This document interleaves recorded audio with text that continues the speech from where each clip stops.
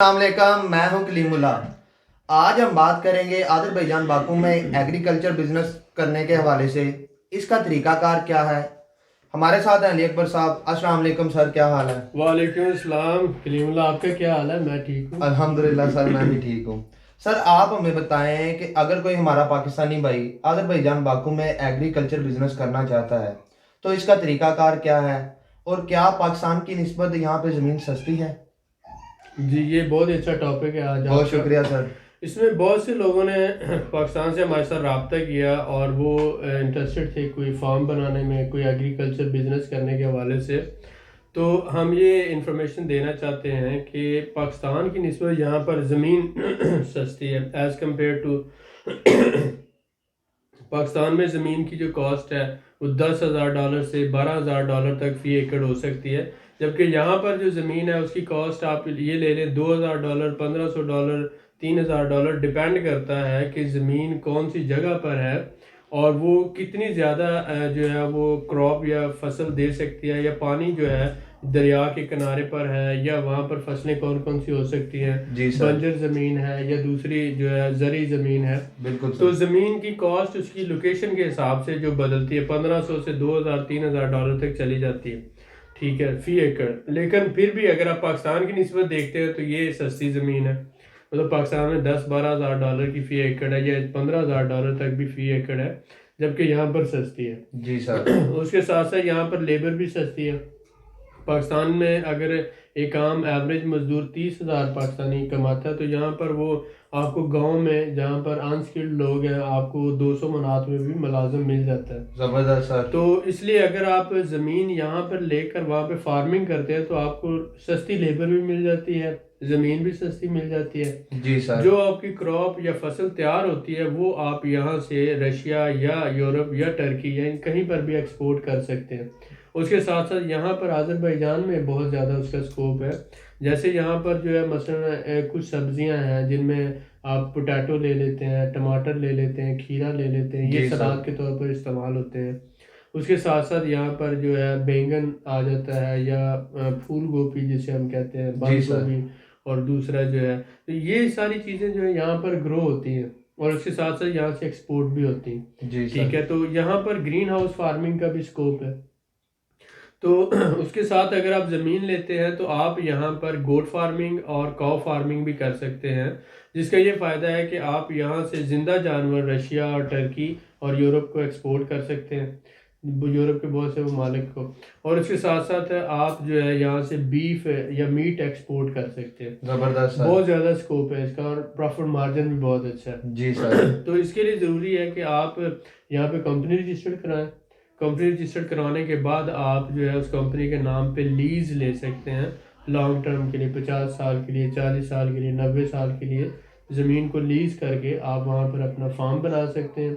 Agriculture से related जरी farm बना सकते हैं, गोट फार्मिंग या काउ फार्मिंग आप कर सकते हैं। जी सर, बहुत शुक्रिया सर।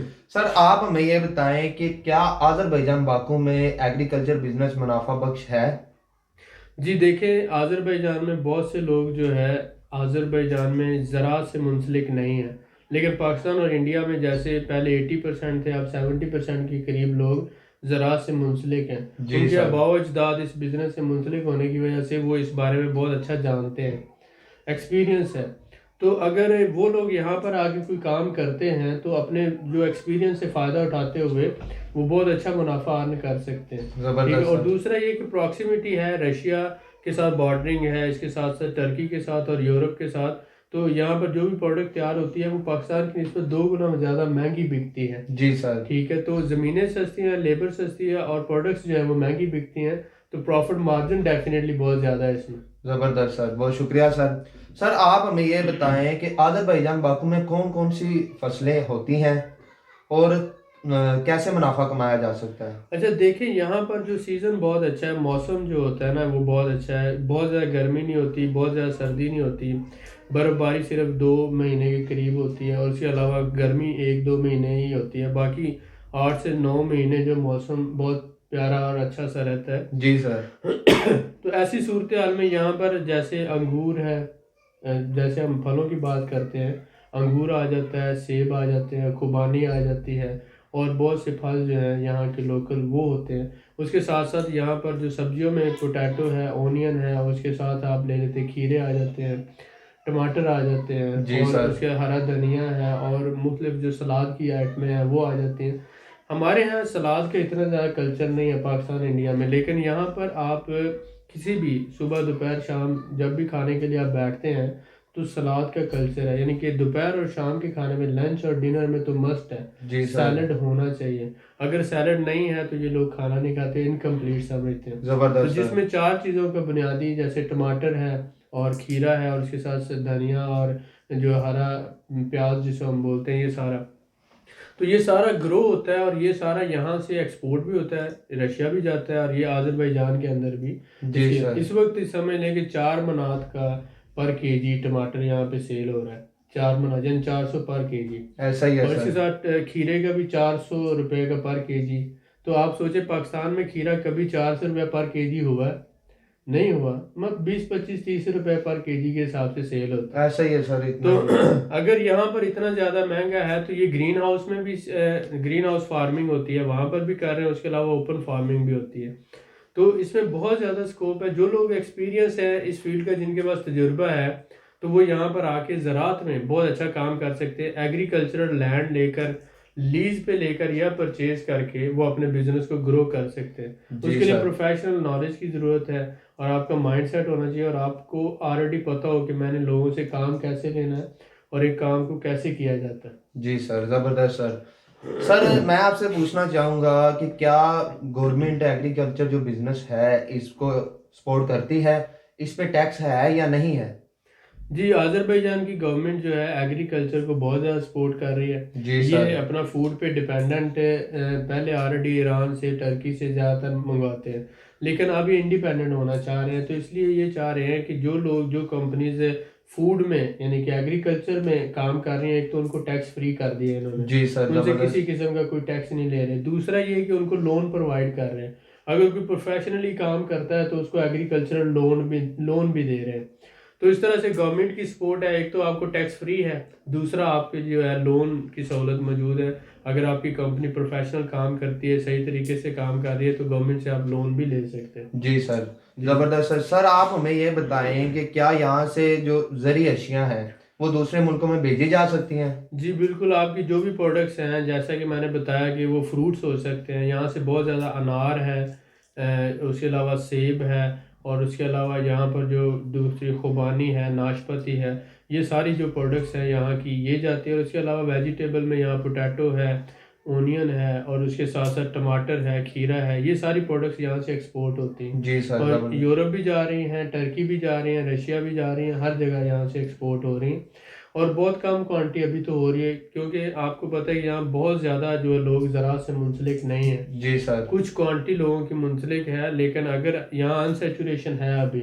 बहुत से लोग इंडिया से आके जॉर्जिया में अपना काम कर रहे हैं, ज़राअत से मुंसलिक हैं, जिसमें सिख कम्युनिटी ज़्यादातर है। जी लेकिन सर। अभी लोगों को यहाँ का नहीं पता है कि यहाँ पर ज़मीनें इतनी सस्ती हैं और लेबर भी सस्ती है।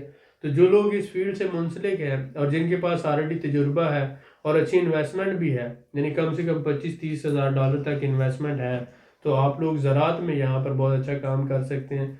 ज़मीन लीज पे लेकर, 8-10 एकड़ ज़मीन लीज पे लेकर आप उस पर काम कर सकते हैं, और उसमें बहुत ज़्यादा प्रॉफिट मार्जिन भी है। 2-3 साल के अंदर आपकी सारी इन्वेस्टमेंट रिकवर हो सकती है, और उसमें ऑनवर्ड फिर फॉर लाइफ आपको जो है बेनिफिट ही है इसका। जी सर, बहुत शुक्रिया।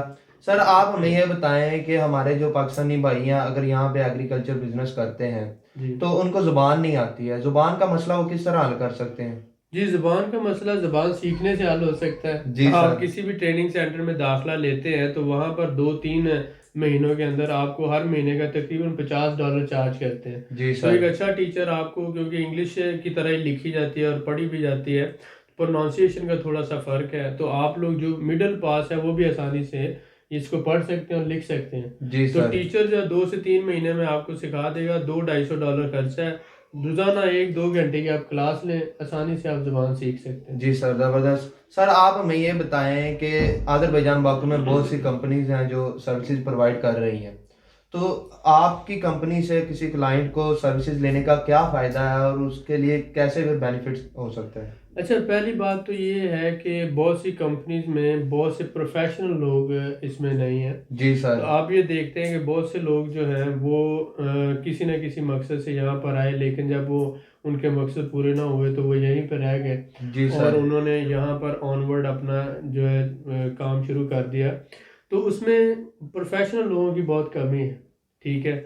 दूसरी बात ये है कि जब भी कोई बंदा प्रोफेशनल काम करता है तो आपके पास एक लॉयर की टीम होती है, आपके पास जो है रिक्रूटर्स मौजूद होते हैं, आपके जी पास सर। कंसल्टेंट मौजूद होते हैं, टैक्स कंसल्टेंट मौजूद होते हैं और इसी तरह से डिफरेंट हर शोबे के माहिर लोग मौजूद होते हैं। ऐसा ही है सर। तो हमारे पास इसी तरह 4 से 5 डिफरेंट प्रोफेशनल कंपनीज जो है, एक्सपर्ट लोग मौजूद हैं हमारे पैनल पर।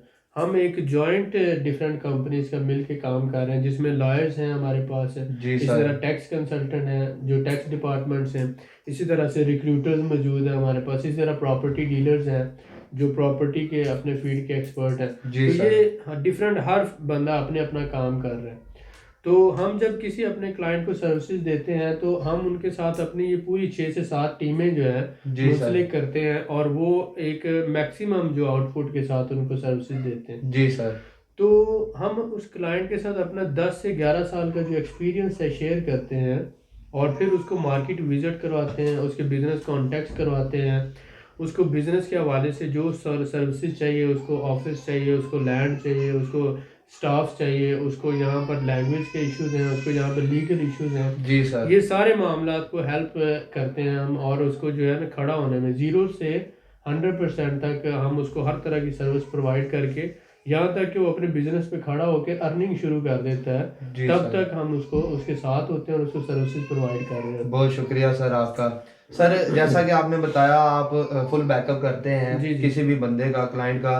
तो सर टीआरपी लेने के बाद भी आप उसको सर्विसेज प्रोवाइड करते हैं, और कौन सी सर्विसेज हैं जो उसके लिए बहुत ज़रूरी हैं? देखिए, कंपनी बनाना एक स्टेप है। जी जब सर। आप कंपनी बनाते हैं तो आप एक स्टेप कवर करते हैं, उसके बाद जब आप रेजिडेंस लेते हैं, टीआरपी अप्लाई करते हैं, तो ये दूसरा स्टेप है। जी सर। आपने कंपनी बनाई कि आपको रेजिडेंस मिले और आप आगे बिजनेस कर सकें। जब आपको रेजिडेंस मिल गई तो आपने रेजिडेंस और कंपनी इसलिए बनाई कि आप यहाँ पे बिजनेस कर सकें। ऐसा ही है सर, तो बिल्कुल। जब आप यहाँ पे बिजनेस करेंगे तो आपको लैंग्वेज का बैरियर होगा, यहाँ पे कल्चरल बैरियर होगा, यहाँ पे किन लोगों के साथ आपने बिजनेस करना है, किन के साथ नहीं करना, कौन सी डील अच्छी है, कौन सी डील बुरी है, कहाँ पे काम करना चाहिए, कहाँ पे नहीं करना चाहिए, ऐसा ही है कौन सर। सा काम करना चाहिए और कितने वॉल्यूम में, कितनी क्वांटिटी में करना चाहिए, पैसों का लेन देन कैसे होना चाहिए, जी और सर। बहुत से लीगल कॉन्ट्रैक्ट है वो आपने किस हद तक करने हैं।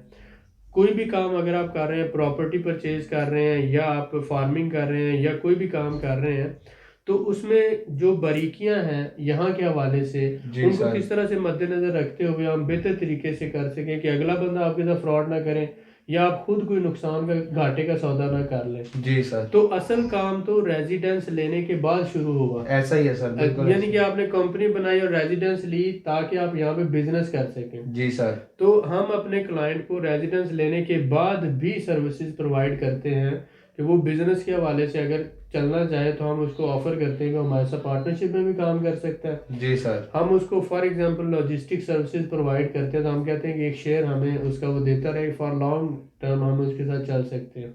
ठीक हो गया जाहिर है सर। हमारी सर्विसेज फ्री में तो नहीं होंगी, तो अगर वो चाहता है तो मंथली बेसिस पे हमारे साथ वो डिसाइड कर सकता है कि आपकी ये सर्विसेज मुझे कंटिन्यूसली चाहिए।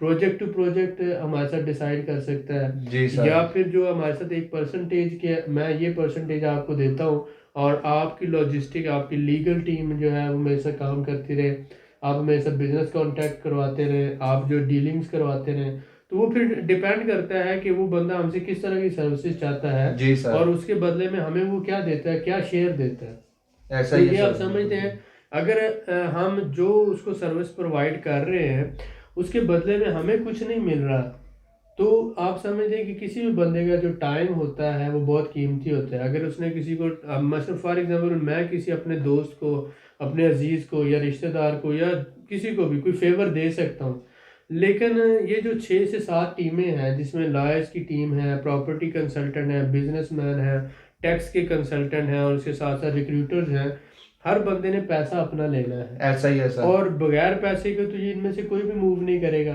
तो इसलिए ज़रूरी है कि वो बंदा हमारे साथ डील करता है कि मुझे आपकी ये सर्विस चाहिए, और मैं ये आउटपुट चाहता हूँ। जी सर। हम उसे डिज़ाइन करके बताते हैं कि भाई हम आपको ये सर्विस प्रोवाइड करेंगे, हमारा पैकेज ये है।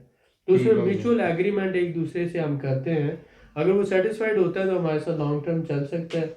अगर सेटिस्फाइड नहीं है तो मार्केट में हज़ारों कंसल्टेंट मौजूद है, ऐसा ही है सर। हज़ारों कंपनीज मौजूद हैं, वो किसी से भी सर्विसेज ले सकता है। हम उसको फोर्स नहीं करते, लेकिन हम ये कहते हैं कि हमारे साथ जो चलता है इंशाल्लाह ताला हमारी सर्विसेज कमिटेड होंगी। जो हम कहेंगे ऑन द टेबल होगा, कोई हिडन चार्जेस नहीं है, ना ही हम किसी को फोर्स करते हैं। तो उसमें ये है कि हमारा ये सर्विस प्रोवाइड करने का मकसद ये है कि आप रियल बिजनेसमैन जो है उसको रियल और कमिटेड सर्विस मिले। मैं खुद पाकिस्तान में 16 साल से लाहौर चैम्बर ऑफ कॉमर्स का मेंबर हूँ। हमारा बाइंग हाउस है मॉडल टाउन लिंक रोड पर, और इसके साथ साथ जो है हम इंपोर्ट एक्सपोर्ट में भी सर्विस प्रोवाइड करते हैं। तो जो बंदा रियल बिजनेसमैन है वो समझता है कि बिजनेस नाम है दोनों तरफ के फायदे का, विन विन सिचुएशन होती है, इसमें दोनों पार्टियां कमाती हैं। इसमें ये नहीं होता कि मतलब मैं ही कमा लूं और दूसरा बंदा ना कमाए। बिजनेस में हमेशा एक दूसरे को सपोर्ट किया जाता है। होलसेलर जो है, आप देखते हैं कि इंपोर्टर जो है जब वो माल इंपोर्ट करता है तो वो होलसेलर को देता है, होलसेलर आगे रिटेलर को देता है, तो होलसेलर भी 15% का मार्जिन कमा रहा होता है या 20% का। रिटेलर भी जो है वो रिटेलर 100% कमाता है। अब अगर रिटेलर होलसेलर से लेकर मार्जिन नहीं कमाएगा तो वो कभी दोबारा परचेजिंग नहीं करेगा। इसी तरह होलसेलर इंपोर्टर से लेकर अगर मार्जिन नहीं कमाएगा बिल्कुल सर, तो ऐसा ही। इन दोनों सूरतों में ये होता है कि बिजनेस नाम है विन विन सिचुएशन का। जी सर। हमारे साथ जो क्लाइंट चलता है अगर उसका फायदा नहीं होगा तो वो नेक्स्ट टाइम किसी और को रेफर भी नहीं करेगा जी और सर। खुद भी हमारे से कोई सर्विस नहीं लेगा।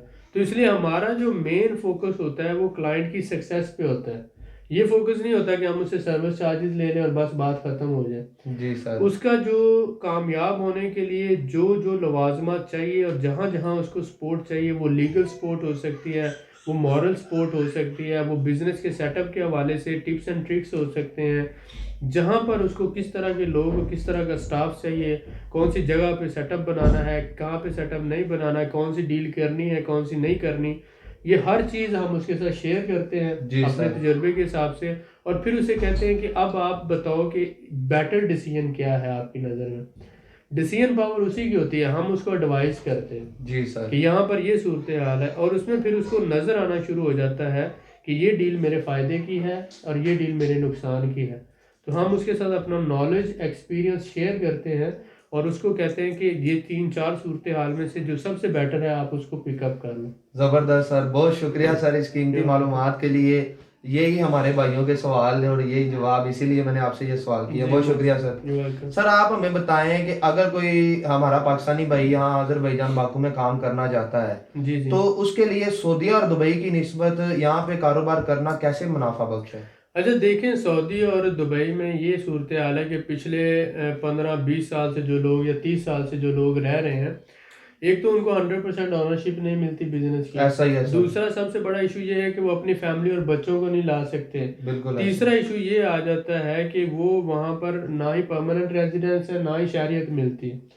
जब भी वो खत्म होगा तो वो जीरो से उनको स्टार्ट करना पड़ता है। ऐसा ही है सर। जबकि जब अगर यहाँ पर वो छोटी या बड़ी इन्वेस्टमेंट करते हैं तो 2 साल तक उनको टेम्परेरी रेजिडेंस है, उसके बाद परमानेंट रेजिडेंस है, और साथ ही साथ वो फौरी तौर पर अपने बीवी बच्चों को भी ला सकते हैं एज ए डिपेंडेंट। और एक ये पुरअमन और अच्छा मुल्क है जहाँ पर एक अच्छा स्कोप है, तो वो अपने फैमिली के साथ एक मुस्लिम सोसाइटी में रह सकते हैं और ये हमें गुलाम नहीं समझते। जी सर। वहाँ पर जो आपको ट्रीट किया जाता है माजरत के साथ, बहुत से पाकिस्तानी और इंडियंस को अरबी लोग जो है अपने पास बैठाना तक पसंद नहीं करते, और वो इस तरह से ट्रीट करते हैं कि जैसे ये हमारे गुलाम है। ऐसा ही है सर। असल में तो ऐसा नहीं होना चाहिए। हम मुसलमान सारे बहन आपस में भाई भाई हैं, लेकिन ये है कि उनकी मेंटालिटी, वो अपने आप को सुपीरियर समझते हैं।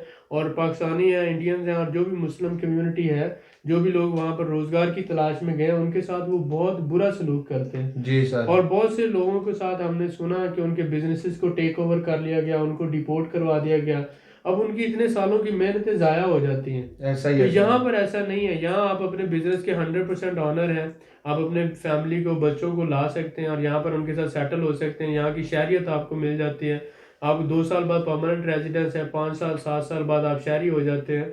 तो ये सारी सहूलतें आपको यहाँ पर, ओपन सोसाइटी है, फ्रेंडली इन्वायरमेंट है, आपको भाई और दोस्तों की तरह ट्रीट किया जाता है। जबरदस्त सर। तो ये मुआशरा उस मुआशरे की निस्बत बहुत अच्छा है। और यहाँ पर जो है एक तो मौसम बहुत अच्छा है, 25% जंगलात हैं, जी सर। आबो हवा बहुत अच्छी है, बहुत ज़्यादा गर्म भी नहीं है, बहुत ज़्यादा सर्द भी नहीं है। 8-9 महीने मौसम बड़ा खुशगवार रहता है, जैसे मरी की तरह पाकिस्तान में। तो इसलिए ये जो मेरे ख्याल में, तो अगर किसी ने माइग्रेट करना है फैमिली के साथ जी सर। और उसके बाद थोड़ी इन्वेस्टमेंट है, तो उसको ज़रूर इस अपॉर्चुनिटी के हवाले से सोचना चाहिए। जी सर, बहुत शुक्रिया सर आपका। जी भाई। मजीद मालूमात के लिए हमारे चैनल को सब्सक्राइब करें, वीडियो को लाइक करें और शेयर करें, बेल आइकन को जरूर प्रेस करें ताकि हमारी अगली वीडियो आपको मिल सके। अल्लाह हाफिज।